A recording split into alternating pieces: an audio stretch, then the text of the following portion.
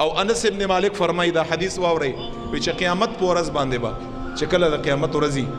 قیامت په ورځ باندې با یو منادي आवाज کوونکی आवाज وکا आवाज بڅنګ وکا اوچت شي هغه خلق چې د خدای په ذات باندې د خدای په غاړه باندې دوی د پاره ثواب لازم دی خدای به ورکي او اوچت شي هغه خلق چې په خدای دا لازم ده چې بلا حساب او کتاب د جنت ته داخل شي دا आवाज به وکا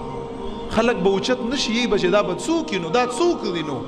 چې په خدای باندې یا د خدای په ذمه باندې ثواب لازم دی الله به بلا حساب او کتاب جنت ته داخل کا یو ځل به دا आवाज فرشتو کا هیڅوک به اوچت نشي انس ابن مالک فرمایي چې رسول الله فرمایل دویم پیر به بیا आवाज وشي میدان محشر کې اوچت شي هغه خلق چې د خدای په ذات باندې د لپاره ثواب لازم دی او بلا حساب او کتاب جنت ته داخليږي چې بیا به خلک اوچت نشي چې دا څوک یادي چې یو بل فرشته به دغه منادي आवाज کوونکی فرشته ته وي چې دا څوک وینو چې خدای په ذات باندې یا ثواب